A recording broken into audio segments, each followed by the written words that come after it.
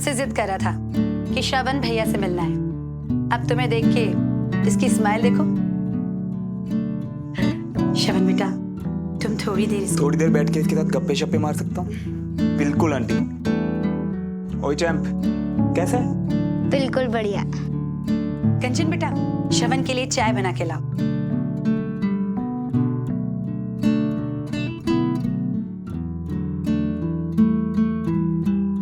Thank you श्रवण। खुश?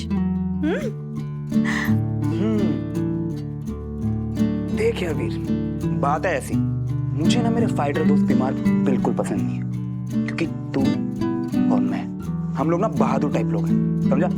तुम जल्दी से बता, तुझे ठीक होने में कितना वक्त लगेगा? अब आप आ गए हो तो मैं तो अभी से ही बेटर फील करने लगा हूँ, और अब मैं आपका बेस्ट फाइटर दोस्त बन के दिखाऊंगा। ये हुई ना ऑफिसर वाली बात। ऑफिसर वाली? सच्ची? वैसे तेरा प्लान क्या है?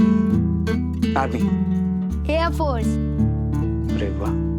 वैसे तुझे पता है, जब मैं तेरी उम्र का था ना, और जब मैं बीमार पड़ता था, तो मेरे पापा मुझसे क्या कहते थे? क्या? बीमारी।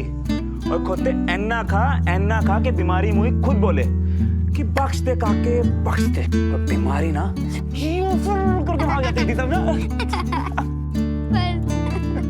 ये यहाँ कैसे आया? मैंने बुलाया। वीर बोर हो रहा था और जिद कर रहा था। तुम ऑफिस में थी। काम कर रही थी और बीच बीच में फोन करके वीर की तबीयत के बारे में पूछ रही थी ना मैं। तुम्हारे पूछने से ठीक नहीं हो रहा था सुमन वो, लेकिन देख, श्रवण के आते ही उसके चेहरे का रंग बदल गया। बेटा कंचन, डमरू को बोल देना कि श्रवण रात का खाना अपने ही साथ खाएगा। वो आया, खेल लिया ना वीर के साथ, अब अपने घर पे जाके खाना खाए। देखो कंचन, मुझसे बहस मत करो इस वक्त। डमरू से कह देना कि श्रवण के लिए भी खाना बनाए। रुका रे, मुझे क्या, मैं इसके लिए खाना नहीं लगवाने वाली। ऐसे बार बार लौट के पता नहीं क्यों आ जाता है। देख, इस बात का ना एक ही इलाज है, ध्यान ही मत दे उस पे। वो आया ना, खाए और जाए, हमें क्या। तू चिल कर और इतना सोच मत, ओके?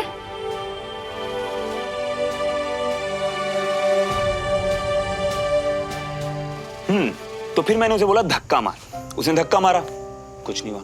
मैंने बोला जोर से धक्का मार, उसने जोर से धक्का मारा, और गाड़ी अचानक से आगे गई और धम से कीचड़ में गिरा। और पता है ऐसा क्यों हुआ? क्यों? क्योंकि मैंने ब्रेक दबाई हुई थी।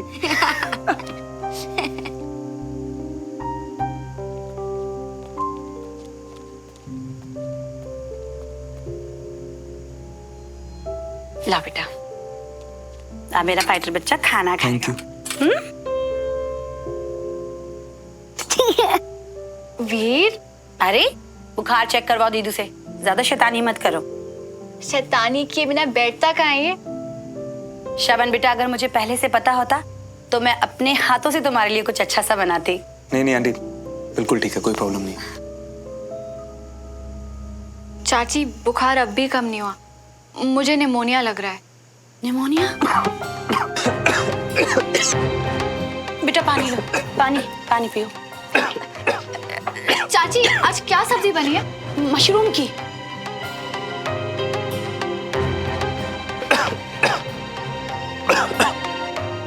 दिमाग कहाँ है तुम्हारा? देखते नहीं हो कि क्या खा रहे हो? तुम्हें मशरूम से एलर्जी है श्रवण, याद है कि वो भी भूल गए हो? श्रवण को मशरूम से एलर्जी है। बेटा सॉरी बेटा, मुझे बिल्कुल भी एलर्जी के बारे में पता नहीं था, नहीं तो। चाची, मैं दवाई लेके आती हूँ।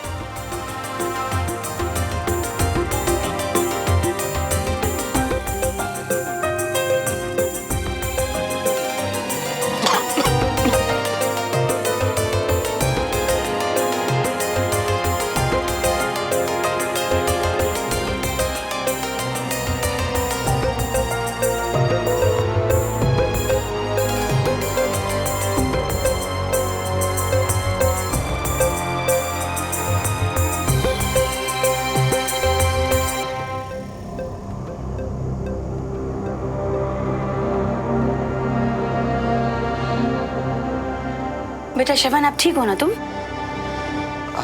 हाँ बिल्कुल ठीक हो आंटी, आप चिंता मत करिए। ब्रेव भैया। ये वो तो अच्छा हुआ कि एन वक्त पर सुमन को याद आ गया कि तुम्हें एलर्जी है, वरना जिस तरह से तुम खांस रहे थे मेरी तो जान ही निकल गई थी।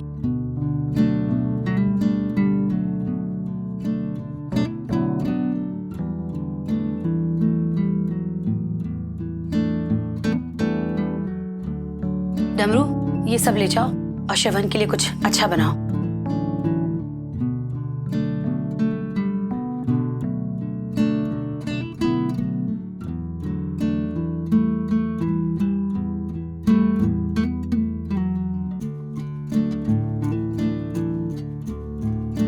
अच्छा आंटी, अब मैं चलता हूँ।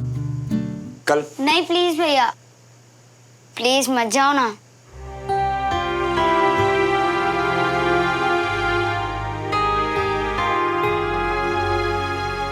मैं जितनी भी कोशिश करूँ ना इसे सिंपल बनाने का, मेरी लाइफ पता नहीं कैसे अपने आप उतनी कॉम्प्लिकेटेड हो जाती। आज तो दोनों ने सोना नहीं है।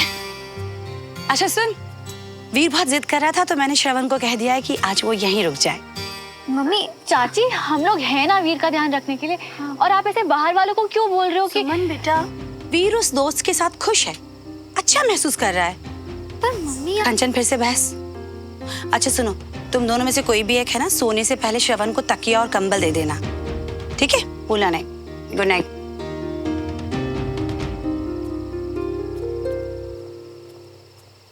इसके ऊपर कंबल डाल के डंडे ना मारूं, जैसे बिना बात के आराम से रुक गया ना, वैसे आराम से कंबल के बिना सो भी जाएगा। और अगर नहीं सोया तो मेरी बला से, और तुझे अगर मुझसे तो कोई उम्मीद ना ही करे तो बेटर है। कुछ नहीं देने वाली मैं इसे।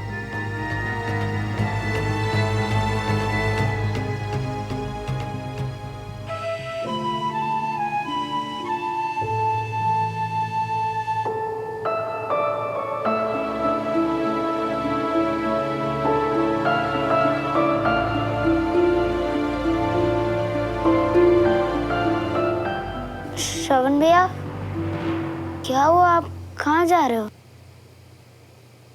नहीं वीर, जा नहीं रहा, बस मैं वॉक कर रहा हूँ यार। अच्छी नींद आती है ना, तू सो जा ना, जल्दी ठीक नहीं हो ना। लेकिन आप कहीं जाना मत, ओके? बिल्कुल नहीं जाऊंगा, तू रेस्ट कर।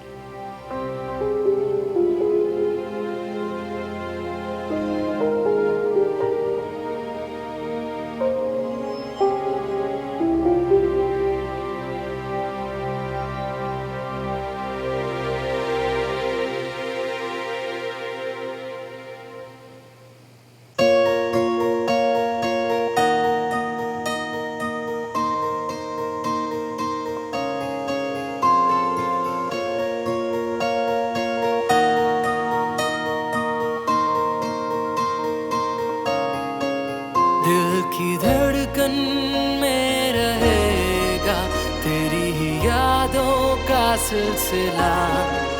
हर एक लम्हा बयां करेगा मेरी वफा की दास्तां। तेरी मोहब्बतें, तेरी इबादतें, तेरे लगाए हुए इल्जाम। वादा किया है ये मैंने खुद से भी, आए ना होठों पे तेरा नाम। खुद को जला दिया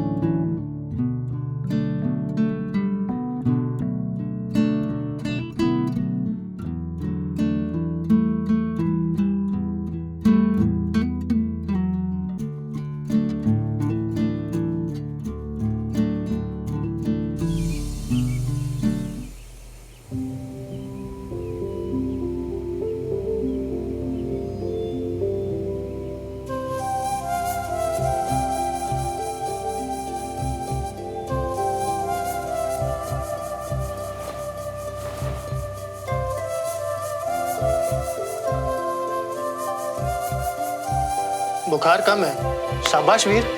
वो तो इसलिए क्योंकि कल श्रवण भी आ गए थे और वो पूरा दिन मेरे साथ रहे। इन्होंने कहा था कि मुझे फाइटर की तरह जल्दी से ठीक होना है ना भैया? निमोनिया है, ठीक होने में हफ्ता 10 दिन तो लगेगा। तब तक आप इसे आराम कराइए। यस डॉक्टर, वो सिम्टम्स देख के मुझे लगा ही था। चिंता मत करिए, बच्चों के साथ में ये सब चीज़ें चलती रहती है और आपके घर में तो डॉक्टर है ही। सुमन सब कुछ संभाल लेगी। ओके, चलिए अब मैं चलता हूँ। मैं भी दुकान की तरफ जा रहा हूँ, रास्ते में मैं आपको छोड़ देता हूँ। जब तक मैं कार निकालता हूँ आप आइए। ओके वीर, अब तुम्हें कंप्लीट रेस्ट करना है, ठीक है? चलिए बाय। बाय। बाय आइए, वीर। मैं आपको बाहर तक छोड़ दूँ। श्योर।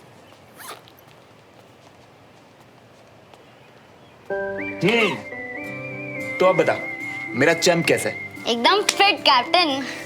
यू नो बात। श्रवण बेटा, तुम्हें सोने में तकलीफ तो नहीं हुई ना? बाद में मुझे लगा कि मैं तुम्हारे लिए कुछ कर नहीं पाई, बस तकिया और कंबल ही भिजवा पाई थी। नहीं आंटी, कोई प्रॉब्लम नहीं हुई, सब कुछ मिल गया था। श्रवण भैया, आपने डॉक्टर अंकल की बात सुनी ना? मुझे पूरा 1 वीक रेस्ट करना है। इसका मतलब है कि आपको भी 1 वीक मेरे साथ ही रहना होगा, तभी तो मैं जल्दी ठीक हो पाऊंगा। वीर, सबको अपना अपना काम करना होता है, ऐसे किसी के भी घर पे जाके रुक नहीं सकते, इसलिए जिद मत करो। ओए वीर, तेरे कहने पे कल मैं आया ना, है ना? अब सच में पॉसिबल नहीं होगा आगे यार। प्लीज मेरी बात समझ। श्रवण बेटा, मैं तुमसे जबरदस्ती तो नहीं कर सकती, लेकिन देखो कोशिश करके। अब तुमने खुद ही देखा होगा कि तुम्हारे आने पर वीर अच्छा महसूस कर रहा है।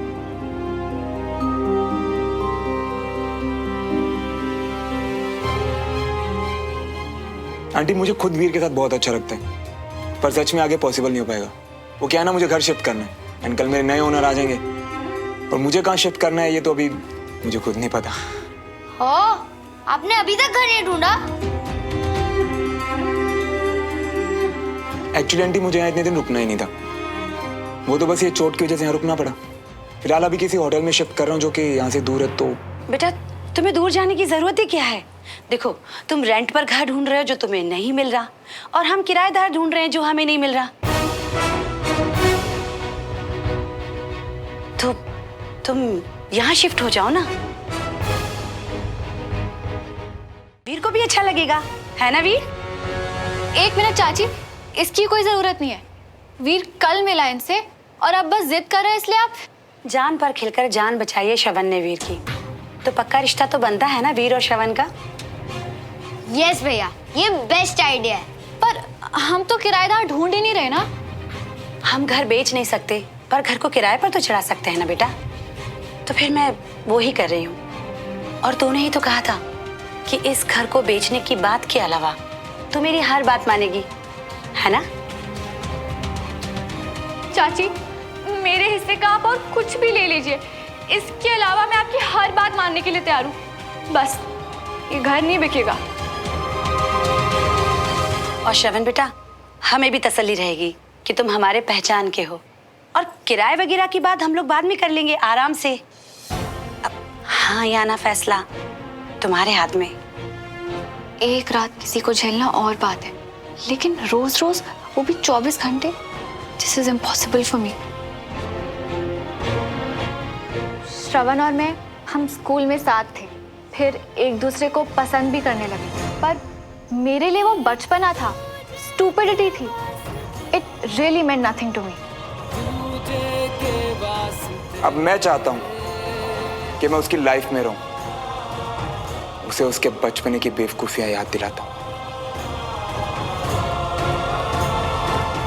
खबरदार, हाँ मत बोलना। आंटी, अब आप इतने प्यार से कह रही हैं तो मैं मना कैसे कर सकता हूँ? मैं कुछ दिन यहाँ रुक जाऊंगा चैंप के पास, और रेंट वगैरह की बात कब करनी आप बता दीजिएगा। हाँ ठीक है, आप खुश? वादा किया है ये मैंने खुद से भी, आए ना होठों पे तेरा नाम, खुद को मिटा दिया, कर दिया खुद को हमने फना, एक दूजे के बाद रास्ते हैं।